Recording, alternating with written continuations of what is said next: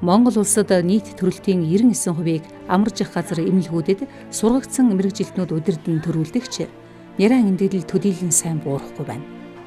Нярайн эндэгдлийн гол шалтгаан нь дутуу төрөлт, бүтэлт, халдвар, төрөлхийн гаж хөгжил байгаа бөгөөд эндэгдлийн 75% нь төрсний дараах эхний 3 хоногт, тэр дундаа төрсний дараах эхний 24 цагт тохиолдож байна.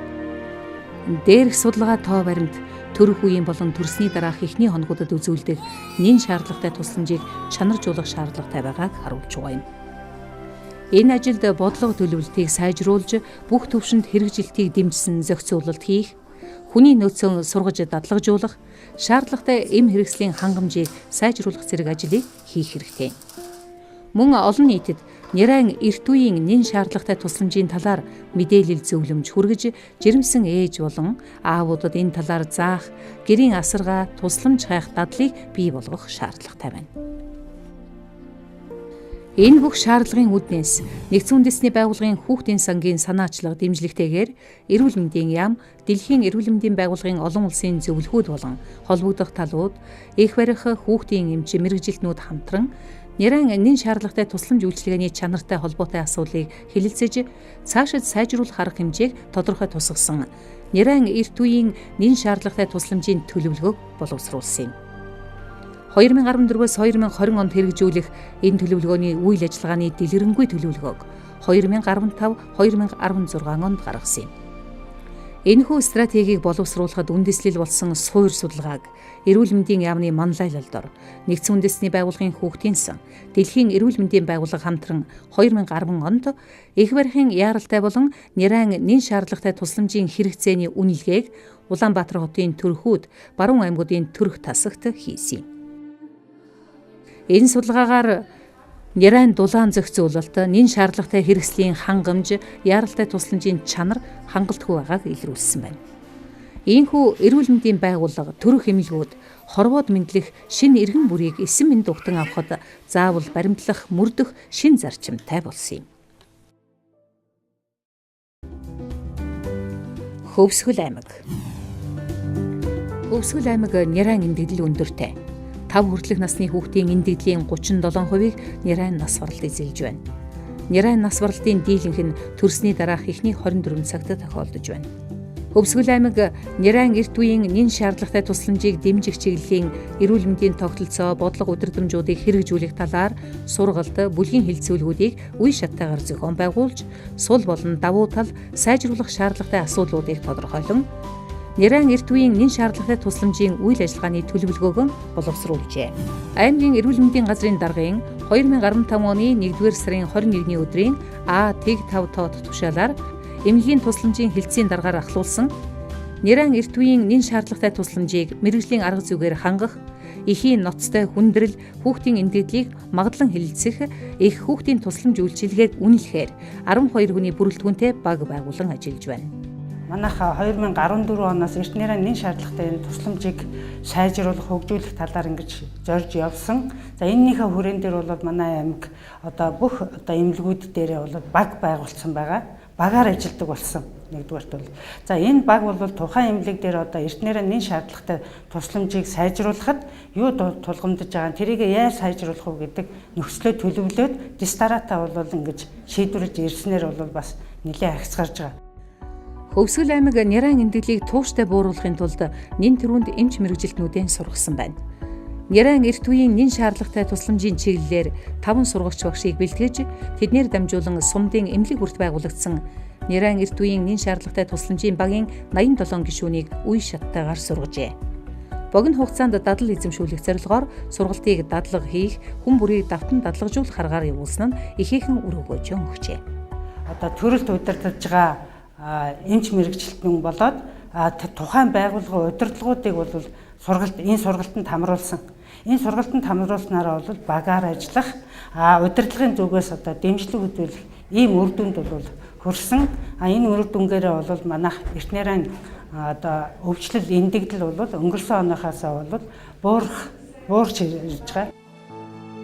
Нярайн эрт үеийн нэн шаардлагатай тусламж гэдэг нь төрөх үед болон төрсний дараах эхний 3 хоногт их нярайд үзүүлэх цогцод тусламж юм. Тодорхойлбол базлалт эхэлснээс эхлэн төрсний дараах 2 цагаас 3 өдөр хүртэлх хугацаанд үзүүлэх тусламж юм. Нярайн эрт үеийн нэн шаардлагатай багцад тусламж 3 хэсгээс бүрдэнэ. 1. Анхны тэврэлт. 11 цаг 15 минут нь хүүсээ Үүнд нярайг төрөмөгцөг бүрэн хуурайшуулах, ихийнхэн цээжинд нүцэг нэр тэврүүлж, арьс арьсаар шүргэлцүүлэх, дулаан малгай өмсгөх, хүүн лугшилт зогсмогц хугацаанд нь зөв хавчиж 1 удаагийн үйлдэлээр таслах, нярайг ихээс тусгаарлахгүйгээр ангир уураг амлуулах зэрэг тусламж орно. Энэ нь бүх их нярайд зориулсан тусламж юм. 2. Дутуу төрөлтөөс урьдчилан сэргийлэх. Үүнд төрөлтийг шаардлагагүй сэдээх болон кесареw хагалгаанаас татгалзах, ураг орчмын хальс цагаас өмнө хагарч ус эрт гарсан үед антибиотик хэрэглэх, шаардлагатай үед антинатал стероид, токолитик хэрэглэх, эмч ихийн асаргаа, хөхөр холлолтыг дэмжих зэрэг тусламжууд багтдаг. Дутуу болон бага жинтэй нярай нийт нярайн 5-7% эзэлдэг байна. 3. Өвчтөе нярайн тусламж. Энэ нь бүтэлттэй төрсөн, халдвар, үжил болон хүндрэлтэй төрсөн нярайд үзүүлэх тусламж үйлчилгээ юм. Үүнд амьсгалахгүй байгаа бүтэлттэй нярайг амбу маскаар амьсгалуулах, өндөр эрсдэлтэй нярайг илрүүлэх, үжил болон нярайн бусад эмгэгийг онцлох, эмчлэх зэрэг тусламж багтана. Хүндрэлтэй төрсөн нярай нийт нярайн 10-15% эзэлдэг байна.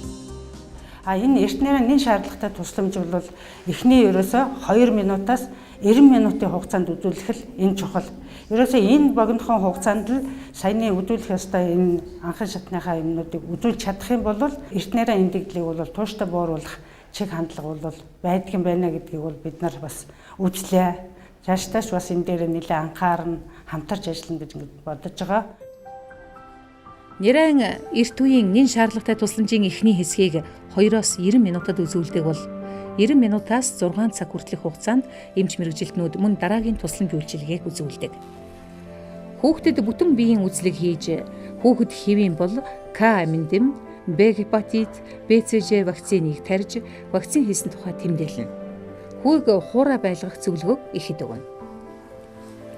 Харин ямар нэг өвчний шинж илэрч байвал яаралтай тусламж үзүүлж өвчнийг эмчлэх арга хэмжээ авна. Бага жинтэй төрсөн нярайд нэмэлтээр үзүүлэх тусламжид эмч их асаргааг хийж байна. Энэ бүхний эцэст нярайг төрснөөс 24 цагийн дараа л чийгтэй альчураар биеийг арчиж цэвэрлэх ба нярайн биеийн халууныг 6 цаг тутамд шалгаж хяналт хийж хэвшжээ. Эмнэлгээс гарахын өмнө нярайд дахин үзлэг хийж, хэвийн бол төрснөөс хойш 24 цагийн дараа зөвлөгөө өгч эмнэлгээс гаргаж байна. Ийхүү сурч дадлагчсан эмч мэргэжилтнүүд сум бүртэн нярайн эрт үеийн нэн шаардлагатай тусламжийг стандартын дагуу үзүүлж эхэлсэн юм. Энэний өмнөх төрөлтөнд 2010 онд төрж орж ирэхэд ийм ерөөсөй байгаагүй. Эхээс төрөнгөт нь аваад хуурайлаад тэнд хэвтүүлэл баг цаг шахуу болж иж нэг хөхүүлдэг байсан. Хүүхдтэй хөрөхөд хүртэл тэртэл байдаг гэсэн. Одоо болохоор анхны тэрэлт гэдэг бид мэдэж авсан. Энэ нь одоо ямар ашиг бүгдэлтэй юм бэ гэхээр одоо хүүхд нь дулаанаа алдах, дулаан дамжуулна. За цус алдалт, за халдвараас хамгаалдаг. 5 онд төржсэн тэрнээс хойш эмнэлгийн байгууллагч хүлээж авч байгаа байдал дараа нь нэг мэд сувж барих зөвлөгөөгөө шал өөр болцсон байна. Тэрэх үед бол тэгээдснээ л өөрснөө тэгэл яасгийг л гарчдаг байсан.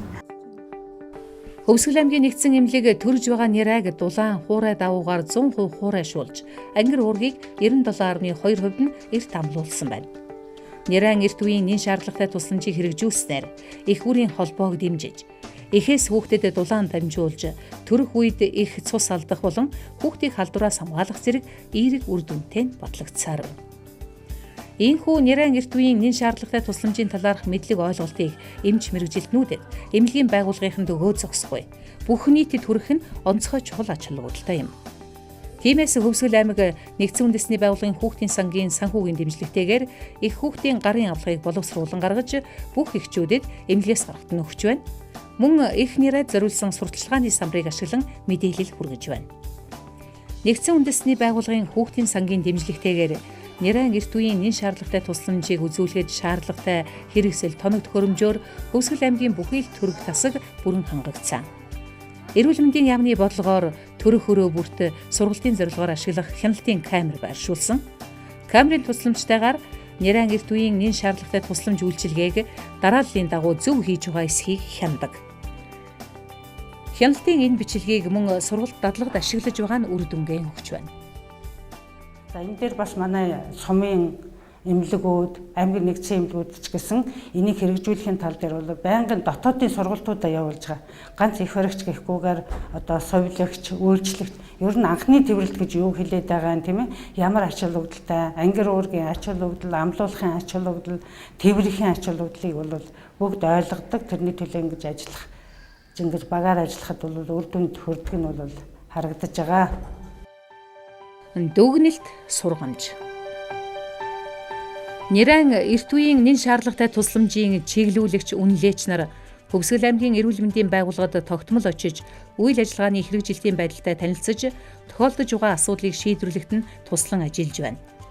Нярайн эрт үеийн нэн шаардлагатай тусламжийн сургалтын дараа Хөвсгөл аймгийн нэгдсэн эмнэлэг, сум дундын 2 эмнэлэг, 6 сумын эрүүл мэндийн төв гэсэн нийт 9 нэгжийн үйл ажиллагаанд хяналт тавьж үнэлэлт өгсөн байна. Үнэлгээгээр Хөвсгөл аймаг дахь нярайн эрт үеийн нэн шаардлагатай тусламжийн хэрэгжилт хангалттай сайн гэсэн дүн гарчээ. 2015 онд хийгдсэн Хөвсгөл аймагт бага насны хүүхдэд зөнхлөн тохиолддог сэргийлэх боломжтой өвчний талаарх өрхөд суурилсан чанарын баталгаажилтын түүвэр судалгааны үр дүнг 2013 оныхтой харьцуулахад мэргэжсэн эрүүл мэндийн ажилтан төрөлтийг удирдан эмнэлэгт төрүүлдэг үзүүлэлт өндөр хэвээр байна. Шинээр төрсөн нярайд үзүүлэх нэн шаардлагатай тусламж үйлчилгээ сайжирсан. Төрсний дараах эрүүл мэндийн тусламж үйлчилгээ сайн байна. Жирэмсэн болон нярайн аюултай шинжүүдийн талаарх эхчүүдийн мэдлэг сайжирч байна. Нярайг гэрээр эргэх эргэлтээ сайжирсан ба их хүүхдийн эрүүл мэндийн дэвтэр ашиглан зөвлөгөө өгөх нь эрс нэмэгдсэн байна. Ингээд эмчнэр маань 3-4 хоногийн дараа ирж үзэж бит хоёрыг эргэлтээр ирж үзсэн байгаа. Ойдл маань хорсож өвдөөд ингээд яахаа мэдэхгүй байхад бас ирж зөвлөгөө тусалцаа өгж яаж цэвэрлэх үү, мөн хүүгийнхаа хүйг бас цэглэж өгөхгүй байсан. Тэгээд жаахан шүүс гараад тахт нь одоо яаж цэвэрлэж юу ах вэ гэдэг тал дээр бас зөвлөгөө өгсөн байгаа. Хөвсгөл аймгийн хувьд дийлэнх үзүүлэлт сайн байгаач зарим зүйлийг анхаарахгүй, дурдахгүй өнгөрч болохгүй. Ээжүүдийн ихэнх нь хүүхдийн хүйг хожуу таслах, нярайг төрөнгүүд нь угаахгүй болсон талаарх шинэ мэдээллийг мэдэхгүй байна. Хүүхдийг 6 сар хүртэл эхийн сүгээр дагнан хооллох нь өмнөх судалгааны үзүүлэлтээс нэмэгдээгүй байна. Бага жинтэй төрөлт улсын дунджаас өндөр байна. Хөвсгөл аймагт төрхийн хүндрэлээс болж амьсгалахгүй байгаа нярайн хувь өндөр байгаа зэрэг хангалтгүй үзүүлэлтүүд байсаар байна. Эдгээрийг өөрчилж, эерэг үзүүлэлтүүдийг нэмэгдүүлэхийн төлөө Хөвсгөл аймгийн эрүүл мэндийн салбарынхан ажиллаж байна. 2015 онд эрүүл мэндийн яам, их хүүхдийн эрүүл мэндийн үндэсний төв, нэгдсэн үндэсний байгууллагын хүүхдийн сангийн хамтарсан баг, тус аймгийн 5 хүртэлх насны хүүхдийн эндэгдэлд хийсэн дүгнэлтэд үндэслэн дараах зөвлөмжийг өгсөн байна. 1. Нярайн эрт үеийн болон нэн шаардлагатай тусламжийг эмнэл зүйн удирдамжийн дагуу үзүүлж, гүйцэд баримтжуулах. 2. Төрөх өрөөнд дэх нярайн сэхэн амьдруулах тусламжийг багаар их барихын эмч, нярайн эмч, хүүхдийн эмч, эрчим тэмчилгээ мэдээгүйжүүлгийн эмч, их баригч, нярайн сувилагч нарын баг үзүүлж хамтран ажиллах. 3. Эмч өдөр тутам хүнд өвчтнийг үнэлэх ёстой амин үзүүлэлтүүд, хүүхдийн жин, хүүхдэд хэрэглэх өдрийн шингэний тооцоо, орсон гарсан шингэний тооцоо, шээсний гарц, ялангуяа нярайн хоолыг тооцож хэвших. Улмаар эрчим тэмчилгээний хуудасны хөтлөлтийг сайжруулан эмчилгээний үр дүн хянах. 4. Эмнэлгийн анхан шатны бичиг баримтыг үнэн зөв, гаргацтай хөтлөх, баримтжуулалтыг сайжруулах, эмчнэр гарын үсгэнд татлахгүй байх. 5. Нярайн эмч, хүүхдийн эмч, их барих эмэгтэйчүүдийн эмч, хүүхдийн тасагт жижүүр хийдэг эмч нарт нярайн эрт үеийн нэн шаардлагатай тусламж, нярайн болон хүүхдийн сэхэн амьдруулах яаралтай тусламж, эрчим тэмчилгээ, амьсгалыг аппаратаар удирдах горим зэрэг сэдвээр сургагч багш бэлтгэж, тасралтгүй сургалт явуулж, мэрэгжлийн ур чадвар мэдлэгийг дээшлүүлэхэд онцгой анхаарах. 6. Ажлын байранд эрсдлийн үнэлгээ хийж, гүйцэтгэлийн хяналтыг чанаржуулах хэрэгтэй байгаа юм.